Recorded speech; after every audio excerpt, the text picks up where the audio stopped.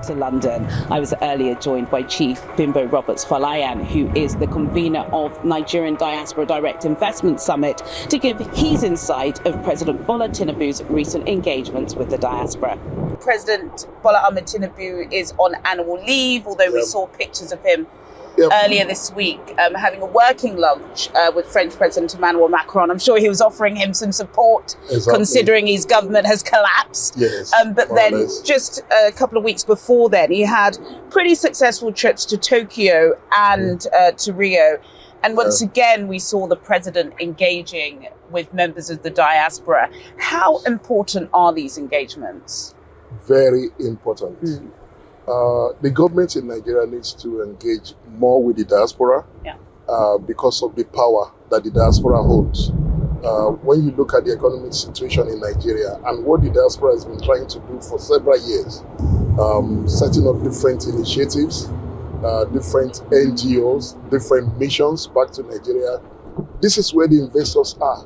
And the diasporans are the bridge to the investors.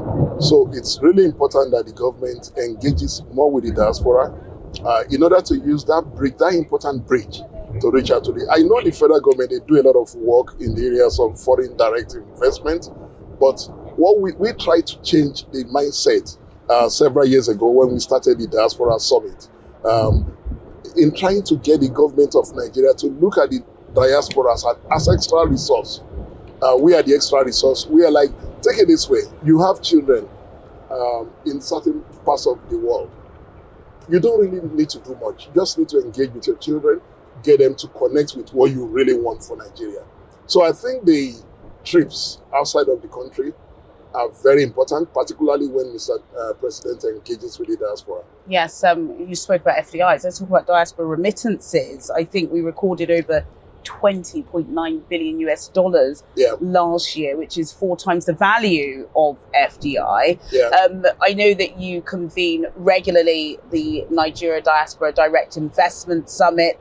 Talk about how important those platforms are, which oftentimes are shunned. I know you always bring in the big names, including government ministers and state governors, but sometimes people do poke their nose down on them, but they're bringing in the big bucks, aren't they? Yep, they are. They are. But most importantly, since we started, we have managed to mobilize, encourage a lot of diasporans to set up businesses back in Nigeria. And this is really important.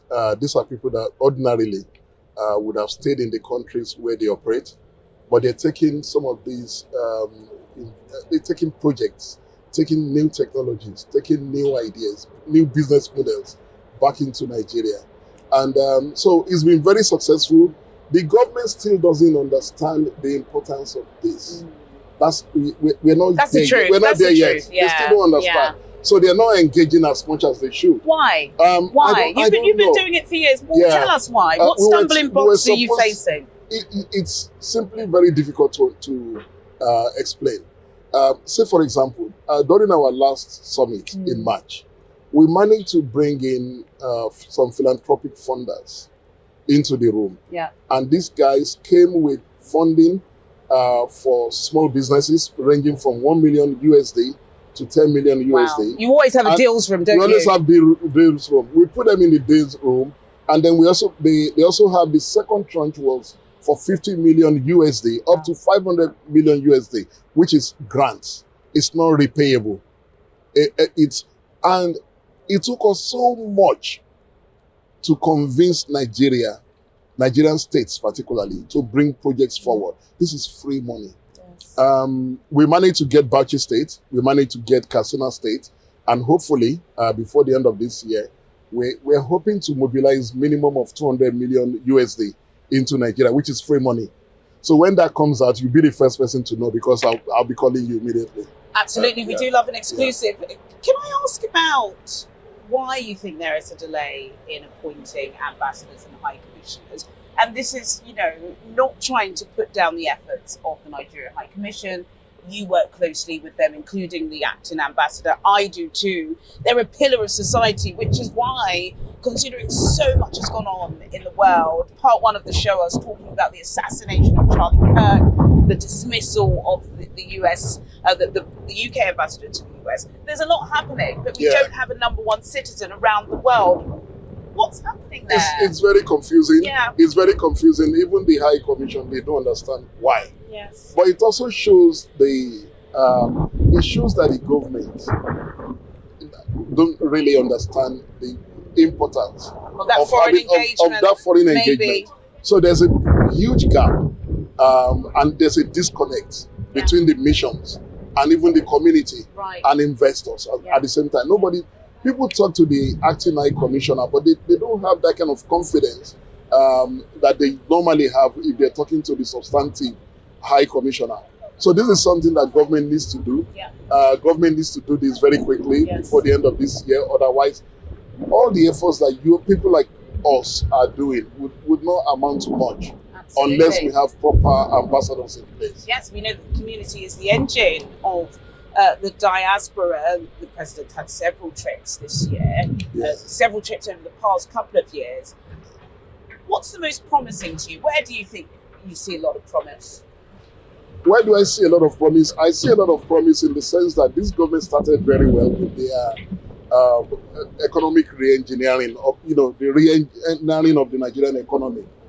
Even though very painful. The reforms. The reforms. Painful reforms. But yielding some results. I think we're expecting some reforms. They are more or less long-term results. They're more of long-term orientated. They're not immediate term. I think the government will do well if they bring in immediate succor through the local governments rather than the states.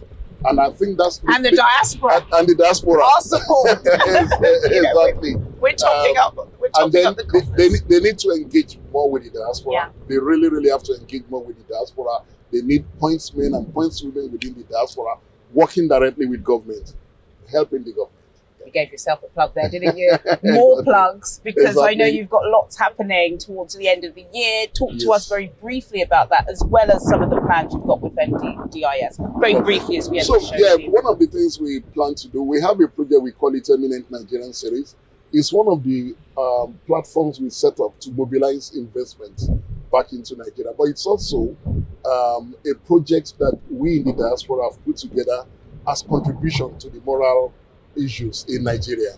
And so we celebrate eminent Nigerians, eminent Africans, and that's what we do with them. We've done the two initially. This one that we're doing, which is the third volume, is called the Eminent Nigerian Series in celebration of President Olusegun Obasanjo. And that is to commission some professors, led by Professor Sidi, to write his biography and to focus on the conflict resolution strategies of Obasanjo. Unknown to a lot of Nigerians, whether you like his policies or you like his politics or not, he's somebody who resolves a lot of problems across the continent of Africa. He's highly respected by the United Nations. He's asked to go to so many places, different countries, to look at how to resolve problems. So we're doing that. We're launching that publication on November 27th in Transcorp in Nigeria. And secondly, we are also inaugurating an Olusegun Obasanjo Conflict Resolution Center in Abuja. And this will be like a center where issues will be resolved across the West African land. Also, we've purchased the land already, but we're doing that inauguration on the 27th of November. And it's there's going to be a lot of people coming from abroad. We have invited presidents from some of the West African countries, and we expect our president to be the special guest of honor at the event. Yeah.